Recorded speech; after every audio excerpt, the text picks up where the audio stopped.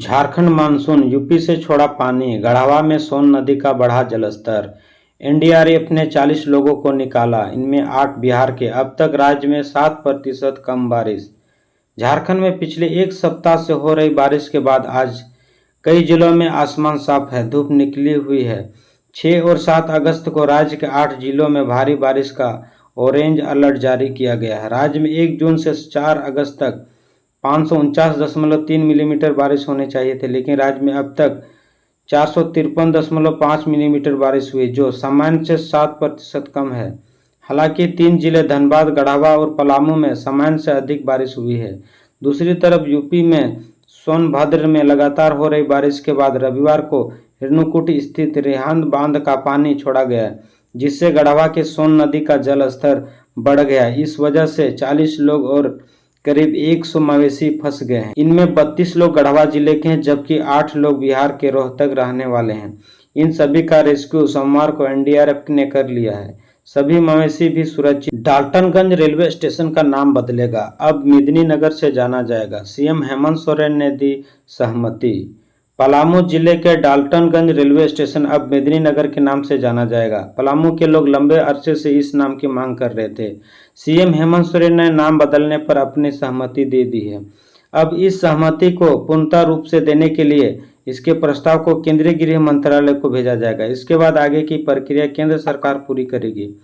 CM Hemant Soren की ओर से दी गई इस सहमति को लेकर पलामू के लोग में हर्ष उल्लास है। साल 2021 के जुलाई महीने में केंद्रीय गृह मंत्रालय की ओर से एक पत्र पलामू जिला प्रशासन के पास आया था। इस पत्र के माध्यम से गृह मंत्रालय यह जानना चाहता था कि क्यों डाल्टनगंज रेलवे स्टेशन का नाम बदल दिया जाए। इस सवाल का जवाब मेदिनीनगर सदर एसडीएम की ओर से दिया गया था। बीच बीच में केंद्रीय गृह मंत्रालय की ओर से पत्राचार होते रहे। अब 4 साल बाद सीएम हेमंत सोरेन ने नाम बदलने को लेकर सहमति दी है। तीसरी सोमवारी पर देवघर में 9 किलोमीटर लंबी लाइन, 3 लाख कंवरियां करेंगे बाबा बैद्यनाथ का जलाभिषेक। रात 10 बजे से कतार में लगे श्रद्धालु। सावन की तीसरी सोमवारी पर देवघर के बाबा बैद्यनाथ में कंवरियों की भीड़ लगी रही। 3 लाख से ज्यादा कंवरियां जलाभिषेक करने का अनुमान है। सुबह 4:03 में मंदिर के पट खुलते ही जलार्पण शुरू हो गया। कंवरियों की 9 किलोमीटर की लंबी कतार लगी हुई है। रविवार रात से ही कंवरियां कतार में लगे थे। रात में ही कंवरियों की कतार चमारीडी तक पहुंच गई थी। शिव भक्तों की गूंज से रूट लाइन गुंजमान रही। दूसरी सोमवारी को 2,71,000 कंवरियों ने जलार्पण किया था। इस बार अनुमान है कि 3 लाख से ज्यादा कंवरियां जलार्पण करेंगे। धनबाद जिले में मुख्यमंत्री मैया सम्मान योजना पिछले 2 दिनों से सर्वर डाउन, कई महिलाएं मायूस होकर लौट रही वापस। राज्य के धनबाद जिला में मुख्यमंत्री मैया सम्मान योजना के तहत पूरे झारखंड में लोग अपने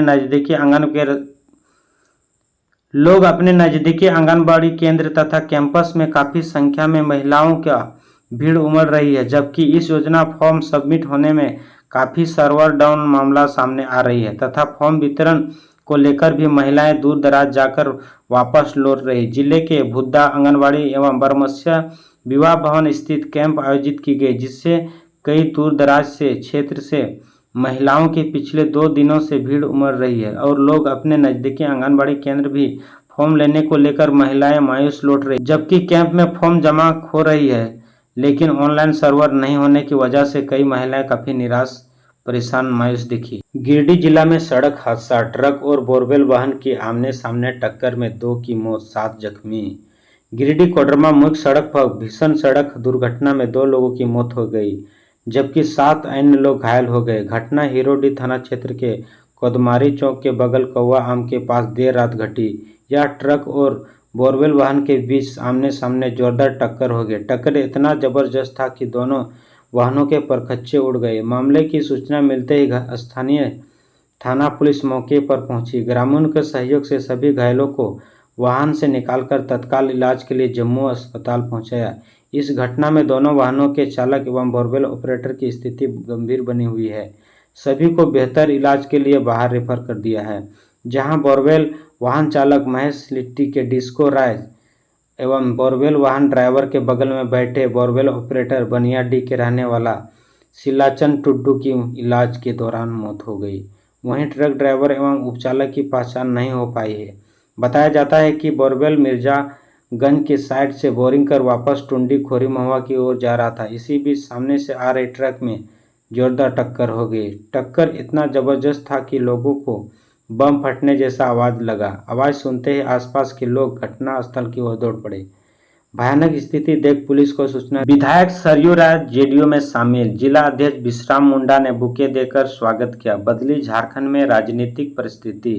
झारखंड में 3 महीने के अंदर विधानसभा चुनाव होने की चर्चा। पूर्वी जमशेदपुर के निर्दलीय विधायक सरयू राय ने पटना में जेडीयू पार्टी का दामन थाम लिया है। इस फैसले के बाद से ही राज्य में जेडीयू के राजनीतिक हालात बदल रहे हैं। कार्यकर्ता में उत्साह है। जेडीयू कोल्हान प्रमंडल के तीनों पदाधिकारी पूर्व मंत्री सह पूर्वी जमशेदपुर के विधायक सरयू राय को बुके देकर सम्मानित किया। इस मौके पर विश्राम मुंडा ने कहा कि विधायक सरयू राय के दिशा निर्देश से झारखंड में विधानसभा चुनाव लड़े जाएंगे। उन्होंने कहा विधायक सरयू राय के जेडीयू पार्टी में आने से पार्टी और मजबूत हुई। उन्होंने कहा हम सभी लोगों की कोशिश होगी लोगों का विश्वास क्षेत्र की समस्या एवं ऐन सत्य न्याय को लेकर विधानसभा चुनाव में हमारा प्रत्याशी उतारेंगे और अधिक से अधिक हमारे पार्टी के कार्यकर्ताओं विधायक बने, यही हम लोगों की कोशिश होगी।